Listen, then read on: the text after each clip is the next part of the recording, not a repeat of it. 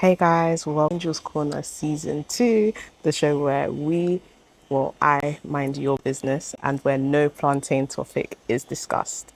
So in today's episode, we're going to be talking about AfroNation. As you guys know, or if you may not have known, I went to AfroNation 2026 and I'm going to be giving you guys an honest breakdown and experience of what I went through as someone who went for the very first time, and all the things I wish I knew before going, how much I spent, and what I would do differently if I was going next year. You guys know the tea by the end of the video, so make sure you watch till the end. In so many TikToks where it's like people only show the outfits, the beach clubs, the concerts, the vibes, the strip, but nobody talks about the stress, the money, logistics, and the little things that can make or break your trip. Overall, I actually had a good time. It was good. I mean, AfroNation is AfroNation. Every year they bring different artists. I specifically was there for Wizkid and Ashake, because if you guys don't know, those two artists, there for Saturday and Sunday as I landed Friday evening, and I just thought there was no point of me going to the festival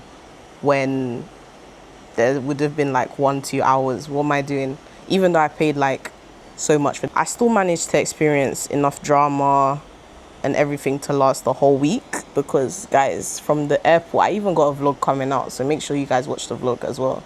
But from when I landed at the airport, it was just stress upon stress upon stress upon stress. Like, yeah, I don't even want to go into that. You guys will see in the vlog. But overall, the vibes were amazing, performances were good, people were really friendly as well, and the energy, everyone had the energy. So yeah, I'm gonna go in to how much I spent. Let's talk about money, because nobody likes surprises, nobody wants to be told one thing. I'm gonna give you guys the honest rundown of how much I spent.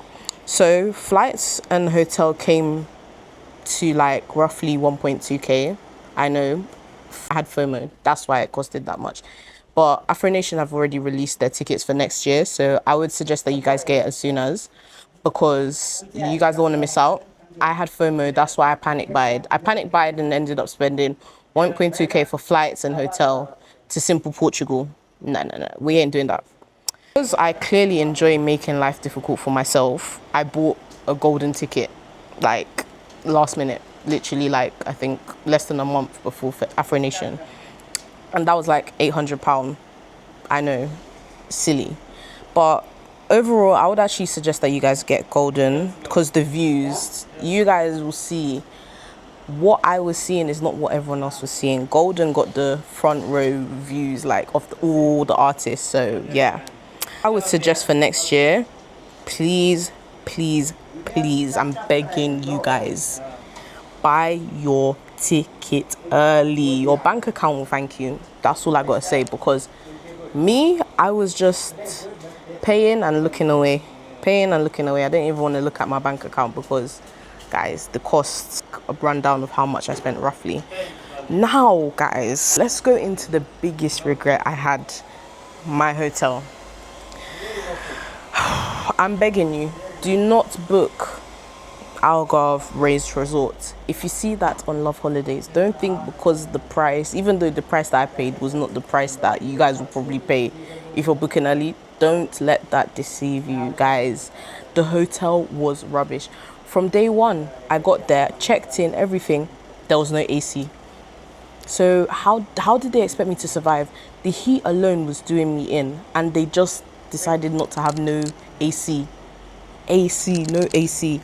Instead, they wanted to give me one little fan that would do nothing the night. So obviously I complained, but they was just moving me up and down, left and right, forward, backward. I had enough, guys. I was just like, you know what? Wrap it up. No, never again. That's just it. So, and thank God I had a driver that, you know, was able to come and pick me, take me to the airport, to the hotel, back. That was my only saving grace, because I know no cab would have taken me there. So yeah guys, it was just a whole shamble. There were barely any Ubers that wanted to take me, even if I tried. So I just thought, you know what, before I just come and stress myself, let me go and get a driver. Found a lovely driver, Ricardo. I'll drop his details for anyone that wants to use him for next year. very affordable, very on time, very good. He's the only guy that I would recommend you guys use because he knows his job. He was so nice, polite. After AfroNation, when I needed to go and get McDonald's, he was always like, cool, let's jump in.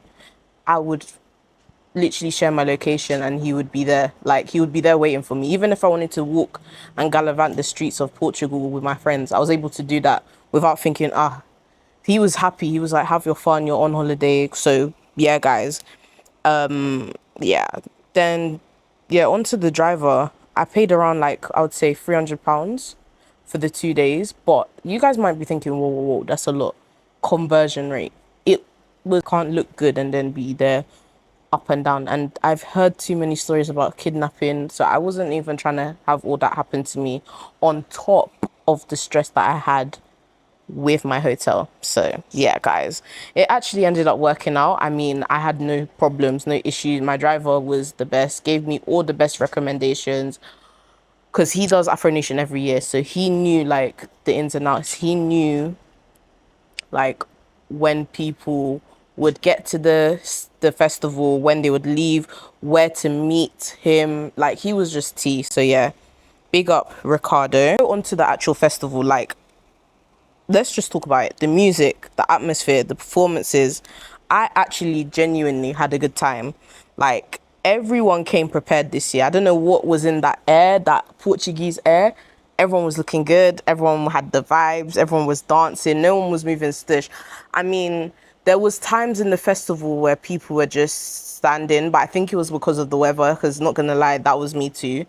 Even though I was in Golden, I still had my little moments where I was sitting because it was hot. So yeah, but let's go down onto the performances. Had Olamide, One Day Cole, Mariah the Scientist, and then obviously Ashake. Ashake, I would give his performance like an 8 out of 10. It was good, don't get it twisted, but it could have been better. Like genuinely, it could have been better. Many other people agreed with me, so I'm clearly not lying. Then on to day 2, which was, well, day 3, which was obviously Wizkid. So the people that performed, I know R2B's performed. As I was getting to the festival, that's when R2B's performed and I missed it. And I was so excited to see him perform. Like, I was ready to dance kakarika, but due to some mishaps, I couldn't go see him. Kalani was guys. Folded live. You guys missed out. Like Kalani, you did your thing. You ate that one, girl. Because Kalani did not come to play from the start to the end. It was just back to back bangers. I was there dancing, doing my thing. So yeah, Kalani, big up yourself. Then Wizkid. They saved the best to last because you see Wizkid. You guys know how I feel about Wizkid. He gave us a performance of a lifetime. Like, no cap, that was probably one of his best performances. I saw him at the O2. The energy that he had at the O2 and the energy that he had at AfroNation, insane. But one thing I would say, the fire was too much. Every minute, fire. Hold up your flags, calm down, relax. It's not every minute. I'll just hear, oh, raise your flag. Me, I didn't bring a flag because they were telling us that flag day was on Friday. I didn't come on Friday. So I just felt a bit like bread, but either way, I had fun. Wizkid, you did your thing. He was just there playing the bangers, and I was in Golden, guys. I was the only one singing. Like, no joke. I was the only one singing. Everyone only knew Essence, obviously, and Come Closer, and that's only because it's trending on TikTok now. Like, you guys are not real fans like I am, because I was there singing, and I didn't have no shame. Like, I was singing. I even had my one-to-one interaction with Wizkid in the crowd. Like, he just gets it. But in terms of spending at the actual festival, I topped up my wristband because that's the only way that you can spend in the festival. You can't give them cash. They don't take cash. They don't take card. You have to, everything is done by your wristband. So I topped up on the Saturday, I believe, like 40, 50 euros. That got me a drink. That got me jollof rice, suya, and plantain. That's what it got me. I don't know. I feel like the food was all right. Everyone's complaining about the food. Me personally, I like the food. But that was only on Saturday. The food that I got on Sunday, boy. I got chips and chicken. I don't know how you can get chips and chicken wrong, but it was wrong in every single way. I didn't even eat it. I threw it away. Nasty. No. Never again am I gonna eat chicken and chips if I'm to go back, obviously. And then on Sunday, I spent around like, 35 euros. I got just the drink and then I got myself a chicken and chips, like I said. But no, guys, do not, if you're going there, just go for jollof mama. I think that's what it's called. Apparently that was really good. The lines for that was very long, which was why I couldn't be bothered to wait. And because I hadn't eaten, which I should have ate, I don't know why I didn't. I only had breakfast, guys. And then obviously McDonald's after, because I was just, when you're just in the moment. And to actually get a good view in AfroNation, you need to go early and secure your spot, because people will push, barge, everything to get to the front. But luckily for me, even though I had got there late, I still managed to find a spot and get the views for everyone. So yeah, then guys, the bonus day, which was Monday, because I was actually meant to come back on Monday, but I just was having too much fun, and I was like, you're only young in your 20s once, why not take the risk? But what's the worst that can happen? I thought my trip was over. Monday came, I somehow managed to get a ticket to go see Jalil. Yeah, guys, Jalil is a performer. This guy was doing back flips, front flips, side flips, everything flips. I was like, okay. Hope you got travel insurance, because that was mad. But listen, I got to meet Jalil. Like, I was singing, obviously, vibing, hello, mama. Before I knew it, he was pointing at me and he was like, I was like, ah. Obviously, guys, did my thing, got my little snaps with him, got a picture after. I was just gassed. Like, I actually got to meet him. I was actually trying to act normal, but inside I was screaming. I was like, oh my God, like Jalil. If you guys know, I love Jalil's songs. So yeah, Monday actually ended up being the favorite part of my trip, like the favorite day of my trip, because I was just having back-to-back issues with my hotel.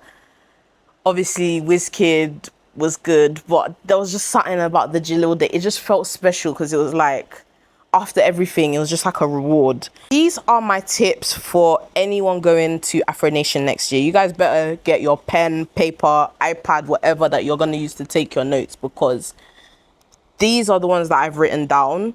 Obviously, there's going to be many more, but these are just the key ones. Number one, buy your tickets early, because you don't want to hear stories that touch. You don't want it to be that you're like me, you wanted to wait to see if the hype, the momentum is going to be there. It's AfroNation. It's always going to be there. Like, don't think you're not going to have fun. You're going to have fun, and you're going to meet people that came to have fun. So I would recommend buy your ticket early. In terms of tickets, it starts as general, VIP, golden. Which one would I recommend? Personally, I would say get VIP. Then when you get to Portugal, upgrade to golden, because they're going to do this thing that they did this year, next year. I know it. They're going to be like, oh, because people didn't really buy golden because of the price. I mean, it's £800. I don't even know how I paid that, but I paid it anyway.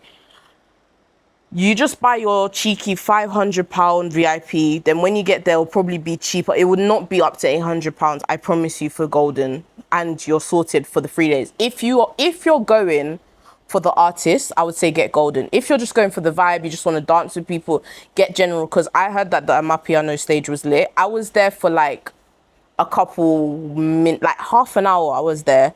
Amapiano stage is lit, but I don't personally like Amapiano, so I wouldn't say that that was my area of where I wanted to stay. I was more of the lit stage, the main stage. That's my stage, because obviously the artists were at that stage. But if you guys like Amapiano and you're there for the vibe, I would say go to the general. If you're feeling a bit bougie, you want to get access to the Elf stand, which was good. I mean, I got like some goodies from Elf. Then get VIP, because you also get nicer toilets, a bigger bar, less waiting times to get a drink, to get food. get VIP, but then if you're there for like the front row views like I was, get golden. It's worth it. You're not gonna say, oh, Angel didn't put me on. I'm putting you on. So yeah, number 2 of the tips that I would give you is book your accommodation close to the festival. Now, guys, you don't want to have the situation that some people had, that I saw, where because their accommodation was so far from the festival, they spent nearly like 2-3 hours waiting for a cab because nobody wanted to take them back to their hotel. And I don't blame them. Literally, there was roads that were closed, obviously, because people are walking. Close the roads, and I don't blame them for that. When you go to a festival or a football match in London, they're gonna close the roads because people will be walking to the station or whatever. So that was the case in Portugal. So I would say book an accommodation close to the festival, within walking distance, tops 10 minutes to your hotel to the strip or to the festival max. Don't be doing up trips, because especially when like the vibe is right, everyone, you don't want to have to think, oh, I've got such a long distance to go to, which is why I actually like want to commend my driver, because he was fast. Like before I knew it, boom, we've got McDonald's, I'm back to my hotels quick. But for some people, I know that wasn't the case. And yeah, another one of the tips that I would give is make sure to budget more than you think you'll need. What I mean by this is, guys, you're gonna always have like that spontaneous thing you want to do. For me, it was go to Jalil's thing. I didn't actually know I was gonna go to Jalil's thing until it was like out there that Jalil was coming, that he was in Portugal, because he didn't even have his own announcement to say that he was coming AfroNation, and he came on Friday and I missed that. So the fact that I got to see him on Monday, obviously I needed extra money because I didn't end up using, well, my driver took me to the slide and splash place, I think that's what it was called, to see him. But then where I needed to get from the pool place to the strip, because I did souvenir shopping, yeah, I just needed extra cash. Obviously, I got food, I got souvenirs. Just budget more. You guys will thank me later. And then another tip that I would suggest is to arrange transport before you arrive, whether that's renting a car, getting a driver. Just do it, guys, because the festival, there's so many people that come. You don't want it to be a thing where you've now come, oh, you're looking for a driver, oh, you don't have no one that can take you from A to B. It's just embarrassing, especially if you are not close to the hotel, which is why it links back to second tip, which was book your accommodation close to the festival. Another thing that I would suggest you guys do is wear comfortable shoes, because you will be walking, and the walking that you guys will be doing daily, I was doing 10 to 15k back to back on a normal, like it was just normal, and I hate walking. So the fact that I was walking, I had to have comfortable shoes, and I did. Majority of the time, everyone became barefoot because you're on sand. The festival is on sand. You're genuinely going to have times where your feet are hurting. It's normal. You're in a festival. So just make sure you have comfortable shoes. Me personally, sliders, all of that are comfy. You're in sand, just bring the shoes that you don't really care about, or even Crocs that you don't care about, that are cheap, something you can just, you know, take off whenever, because you're walking through sand. So yeah, another thing is make sure you stay hydrated, because that heat in Portugal is not a joke. You'll be thinking, yeah, you're gonna get licked, you're gonna get this, you're too hot. I swear, I didn't even have time to think, oh, I want to get lit, I want to get this, because the heat will just put you off so many things. I was drinking water every time I was going to the bar. Water.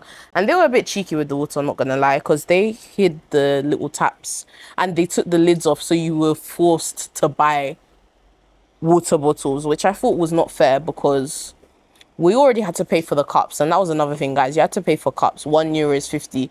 I didn't really like that incentive, but then it makes sense because they're trying to reduce waste, because obviously there's a lot of people and cleaning and everything. I get it, cool, but just make sure you stay hydrated, guys, because the heat in Portugal is not no joke. Even a fan won't even help you. I would say bring a fan, but the fan at one point was just dying on me and I was just still hot. So just make sure you're hydrated. Tip would be, don't really panic about transportation after the festival.